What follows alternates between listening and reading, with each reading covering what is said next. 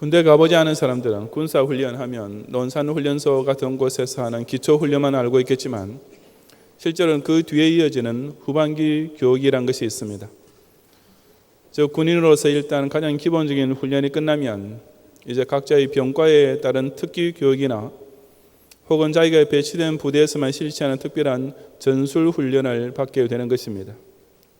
두말할 것 없이 각 계병사는 그런 후반기 교육까지 완전히 이수해야 비로소 전장에서 자신에게 맡겨진 임무를 느끈히 완수해낼 수 있는 믿음직한 용사가 될 수 있습니다.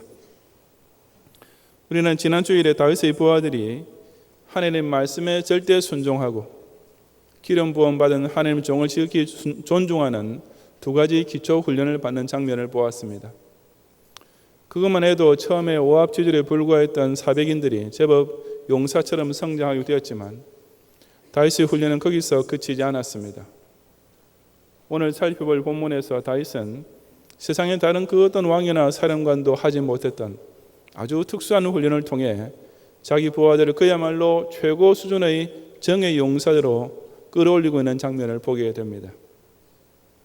이 시간 저는 바로 그 두 가지 후반기 교육, 오늘날 역시 전투하는 지상교회가 실로 무적의 특수부대가 되기 위해서 그 속한 그리스도의 군사들이 반드시 이수해야 할 특별한 영적 훈련 마지막 두 가지가 무엇인지를 함께 상고해 보고자 합니다.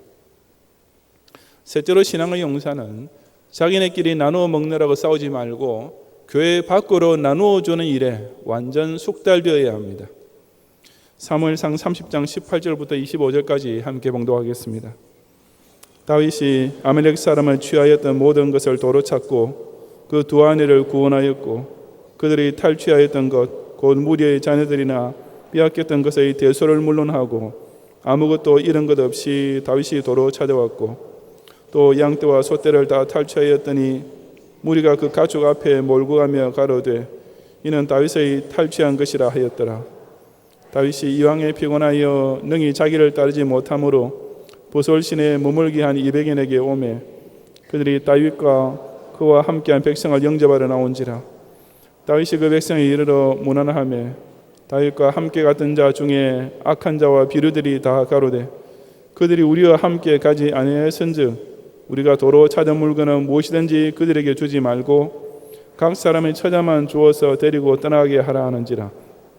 다윗이 가로되 나의 형제들아 여호와께서 우리를 보호하시고 우리를 치러 온 그 군대를 우리 손에 붙이셨은즉 그가 우리에게 주신 것을 너희가 이같이 못하리라.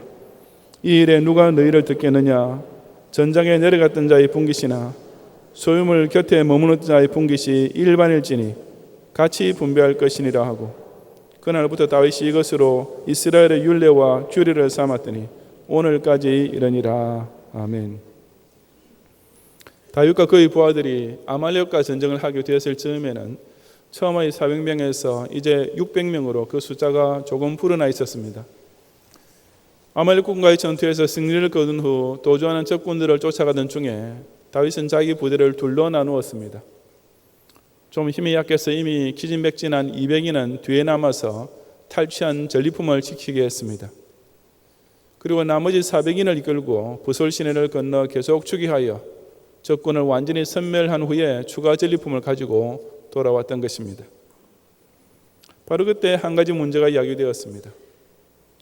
추격전에 끝까지 참여했던 자들 중 일부는 악한 자와 비류 출신이었는데 이들이 전투에 끝까지 참여하지 못하고 뒤에 남아있던 200명의 사람들은 이 전리품 분배에서 빼야 한다라고 주장했습니다.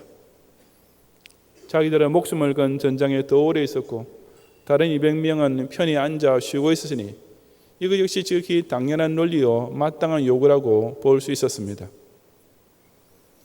하지만 다윗은 여기서도 다시 한번 자기 부하들을 새롭게 용사로 변모시키는 특수 교육을 했습니다.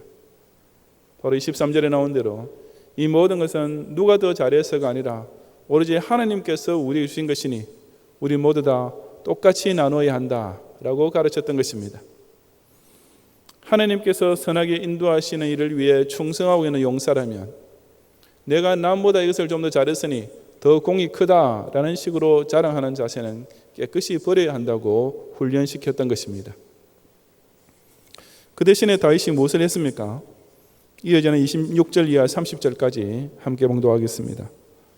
다윗이 시글락이 이르러 탈취물을 그 친구 유다 장로들에게 보내어 가로되 보라 여호와의 원수에게서 탈취한 것을 너희에게 선사하노라 하고 베델에 있는 자와 남방 라모스에 있는 자와 야뜰에 있는 자와 아로엘에 있는 자와 시못에 있는 자와 에스도모에 있는 자와 라갈에 있는 자와 여라멜 사람의 성읍들에 있는 자와 겐 사람의 성읍들에 있는 자와 홀마에 있는 자와 고라산에 있는 자와 아닥에 있는 자와 헤브론에 있는 자에게와 다윗과 그의 사람들의 왕래하던 모든 곳에 보내었더라. 아멘.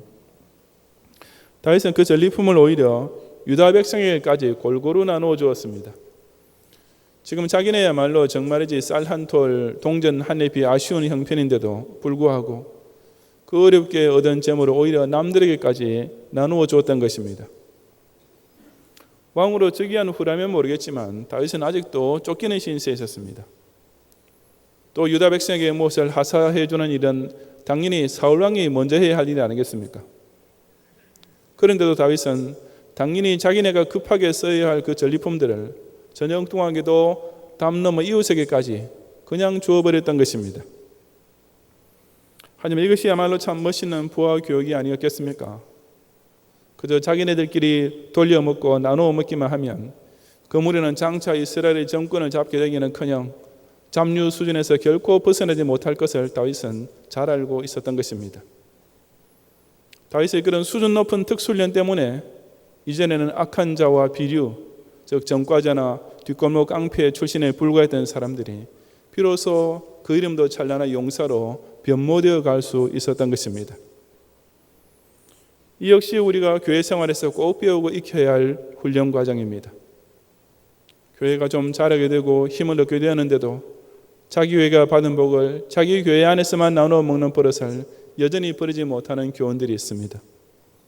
그런 사람은 끝내 존팽이 교원으로 끝날 뿐이지 절대로 신앙의 용사는 될 수 없습니다. 그런 욕심적인 교원들만 모인 교회는 성장하면 할수록 오히려 이제는 내가 이 교회 장로, 집사, 권사가 되어야 할 텐데 라고 스스로 공치사하면서 서로 싸우게 될 뿐인 것입니다. 결코 그래서는 안 됩니다. 신앙의 용사가 되고자 한다면 교회가 개척을 할 때부터 아직 약할 때부터 어찌하든지 밖으로 퍼서 넘치게 나누어주는 일에 그야말로 숙달된 교원들이 되어야만 합니다. 우리 경양의 성도들은 선교 헌금이나 고려신학교 후원헌금 그리고 별들의 학교 후원헌금 등을 통해 전도와 세계 선교를 위해 밖으로 나누어주는 훈련을 아주 잘 받고 있습니다. 그래서 이 강선전을 짓기 훨씬 전 지금으로부터 30몇 년 전에 이미 경양 선교를 조직하고 세계 선교를 위해 헌금하면서 선교사들을 파송했었습니다. 그렇게 우리가 일찍이 밖으로 나누어주는 교회가 된 결과 얼마나 많은 국내 개척 교회들과 5대양 6대주의 선교적 교회들이 세워지게 되었는지는 여러분 모두가 다 목도하고 있는 사실이 아닙니까? 그처럼 교회가 밖으로 베풀어 주기를 힘쓰면 그것이 더 큰 복으로 되돌아오게 됩니다. 다윗도 유다 지파에게 먼저 나누어 주었을 때 결국 그것은 본인에게 복으로 되돌아왔습니다. 나중에 그가 이스라엘의 왕권을 받게 될 때 누구보다도 바로 그 유다 백성들이 제일 앞장서서 그를 새 임금으로 옹위했던 것입니다.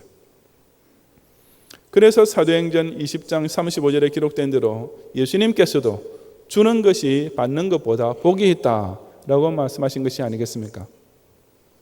전도서 11장 1절 말씀 역시 약속하는 대로 주의 나라와 의를 위해 내 식물을 물 위에 던지면 반드시 여러 날 후에 도로 찾게 되는 것입니다. 자기 교회 안에서 서로 공지사만 다투는 이기주의자들이 되지 말고 항상 교회 밖으로 전도와 선교를 위해 풍성하게 나누어 줄 아는 것, 바로 이 세 번째 훈련 역시 완전히 숙달되어서 더욱 훌륭한 용사로 자라나는 성도들이 되시기를 바랍니다. 끝으로 신앙의 용사는 자기가 섬기는 일이 사람을 위함이 아니라 오직 하나님의 나라를 위한 것임을 항상 명심해야 합니다. 바로 본문 사무엘하 23장 13절부터 17절에서 다윗의 부하들은 이 마지막 특수 훈련을 받게 됩니다. 우리 다 같이 함께 봉독하겠습니다. 또 30두목 중 세 사람이 곡식 뺄 때 아둘람 굴에 이르러 다윗에게 나아가는데 때에 블레셋 사람의 때가 르바임 골짜기에 진쳤더라. 그때 다윗은 산성에 있고 블레셋 사람의 영체는 베들레헴에 있는지라. 다윗이 사모하여 가로되 베들레헴 성문 곁 우물물을 누가 나로 마시게 할꼬 하매 세 용사가 블레셋 사람의 군대를 충돌하고 지나가서 베들레헴 성문 곁 우물물을 길어가지고 다윗에게로 왔으나 다윗이 마시기를 기뻐 아니하고 그 물을 여호와께 부어드리며 가로되 여호와여 내가 결단코 이런 일을 하지 아니하리이다. 이는 생명을 돌아보지 아니하고 갔던 사람들의 피니이다 하고 마시기를 즐겨 아니하니라. 세 용사가 이런 일을 행하였더라. 아멘. 블레셋 군대와 전투를 하던 중에 다윗은 그냥 무심코 한마디 했습니다. 저 베들레헴 성문 곁에 있는 우물물이 참 시원하고 마시는데 지금 누가 그 물 한 것을 갖다 주면 얼마나 좋을까라고 했던 것입니다. 다윗이 그 말을 했던 시점에 그 우물이 있는 베들레헴은 바로 적군 블레셋의 점령하에 있었습니다. 그러니 다윗이 했던 말은 결코 정말로 누가 그렇게 해주기를 바래서가 아니라 그냥 혼잣말처럼 툭 튀어나온 말이었습니다. 하지만 다윗이 그처럼 무심하게 뱉던 한마디가 떨어지자마자 다윗의 부하 중에 세 용사가 나서서 곧장 블레셋 진지로 돌격해 들어갔습니다. 그리고 그들은 목숨을 걸고 좌충우돌하여 싸우면서 그 베들레헴 성문 곁 우물물을 한 바가지 길어서 다윗 왕에게로 가져왔던 것입니다. 다윗은 느닷없이 자기 앞에 받쳐진 그 물 한 바가지를 보고 기가 막혔습니다. 설마 자기가 무심코 했던 그 말 한마디 때문에 그 말을 곁에서 들은 부하들이 목숨까지 걸고 그 물을 기르올 줄이야 미처 생각조차 못했던 것입니다. 그래서 그는 그 물을 마시지 않고 여호와께 부어드렸다고 했는데 이것은 바로 그 물을 하나님께 전제로 바쳤다는 의미입니다. 다윗의 양심상 그것은 도저히 자신이 마실 수 없는 물이었기 때문입니다. 그러면서 다윗이 말하기를 여호와여 내가 결단코 이런 일을 하지 아니하리이다. 이는 생명을 돌아보지 아니하고 갔던 사람들의 피니이다 라고 했습니다. 바꾸어 말하자면 하나님 제가 다시는 이 용사들의 이런 충성을 저 한 몸을 만족시키는 일에 결코 사용하지 않겠습니다. 이 용사들이 고귀한 용기와 뜨거운 충성심은 오직 하나님 나라 이스라엘을 위하여 사용되어야지 이 다윗 왕이라는 한 사람의 욕망을 만족시키려고 값싸게 희생되어서는 절대로 안 되겠습니다 라는 뜻이었습니다. 그런 다윗의 모습을 보고 그 부하들이 어찌 감동받지 않을 수 있었겠습니까? 그 우물물을 자기가 마시지 않고 오직 하나님께 부어 바치면서 기도드리는 자기네 주군을 보면서 그들은 자기 자신이 다윗 왕이라는 한 개인의 부활한 차원을 넘어서 궁극적으로는 하나님의 일을 섬기고 있는 하나님의 일꾼이라는 사실을 뼛속 깊이 확신할 수 있을 것이 틀림없습니다. 정말 명장만이 부하들에게 가르칠 수 있는 너무나 훌륭한 훈련 과정이 아닙니까? 용사로 태어나기 위하여 마지막으로 통과해야 할 최종 과정으로서 너무나 멋있는 훈련이 아니겠습니까? 자신의 섬기는 봉사와 충성이 결코 사람을 위한 것이 아니라 오직 살아계신 하나님과 그의 나라를 위한 것임을 깨닫고 명심하는 것, 바로 이 마지막 훈련 과정을 통과해야만 진짜 멋진 신앙의 용사가 될 수 있는 것입니다. 경양의 성도들이 이 교회를 통해 이런저런 힘들고 많은 일로 섬기실 때 바로 이 점을 항상 잊지 말아야 합니다. 11조와 감사한금을 꼭 바쳐야 한다고 교역자들이 여러분 귀가 따갑도록 말씀하실 것입니다. 때로는 여러분 의사도 물어보지 않고 연말이 되면 여러 가지 직분에 몇 겹으로 임명해놓고 무조건 충성 봉사해야 한다고 강권하실 때도 있을 것입니다.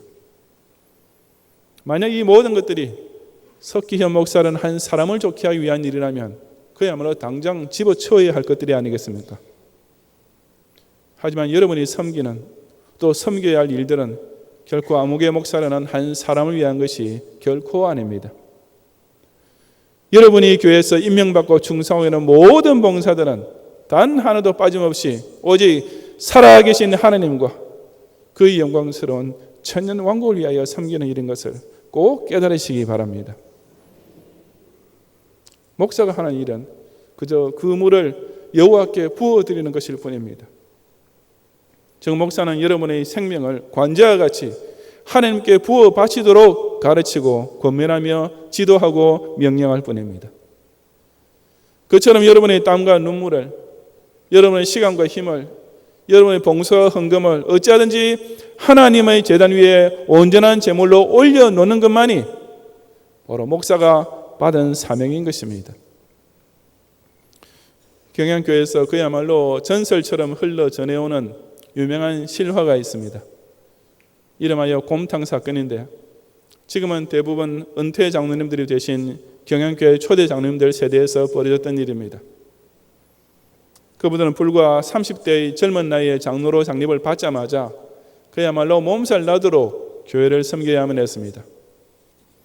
당시에는 주일 오전 예배가 끝난 후 밤 예배 드릴 때까지 남아있는 오후 시간에 그 장로들께서 담임 목사님의 사택, 즉 지금의 원로 목사님이신 제 아버지 목사님 집에 다들 함께 오셔서 쉬시곤 했습니다. 어느 주일 오후 또 연애 때처럼 그 장로들께서 무슨 비 빠져러 와서 죽치는 사람처럼 사택의 안방에 옹기종기 모여 계셨고 원로 목사님께서는 바로 벽 하나를 사이둔 거실 서재에 계시는데 장로님들께서는 자기네 목소리가 거기까지 들리는 줄을 모르셨던 것 같습니다. 그때 그 장로들께서 대화를 나누시던 중에 어느 한 분이 장로는 좀 더 있다가 되었으면 좋았을 것을 이라고 했습니다. 경영교회에서 장로로 임직받은 분들이 그런 말을 했을 정도라면 그분들이 그때 교회를 위해 충성하시느라고 얼마나 힘드셨는지를 충분히 이해하고도 남음이 있지 않습니까? 원로 목사님께서 마침 그 말씀을 밖에서 들으셨습니다. 그리고 속으로 아하, 내 병사들이 지금 지쳐 있구나 라고 생각하셨습니다. 그리고 얼마 지난 후에 그 장로님들과 함께 어딘가 기도회를 가게 되었을 때 그 자리에서 원로 목사님께서 장로님들에게 이렇게 말씀하셨습니다. 내가 여러분을 일찍 장로로 세운 이유를 말해주겠습니다. 그것은 여러분이 아직 젊을 때부터 조금이라도 더 많이 여러분의 생의 전부를 몽땅 곰탕처럼 푹 고아서 국물 한 방울까지 남김없이 다 하나님께 바치기 위해서 그랬습니다 라고 하셨던 것입니다. 이것이 바로 경양교회에서 그 유명한 곰탕이란 말의 어원이 되었습니다. 경양교회 성도들은 자신의 한 목사를 위해 섬기는 것이 결코 아니라 오직 하나님 나라와 그 영광을 위해 자기 인생 최고와 전부를 곰탕처럼 푹 삶아서 관제와 같이 하나님께 한 방울 남김없이 부어 바치는 정말 멋진 병사로 특수 훈련을 받았던 것입니다.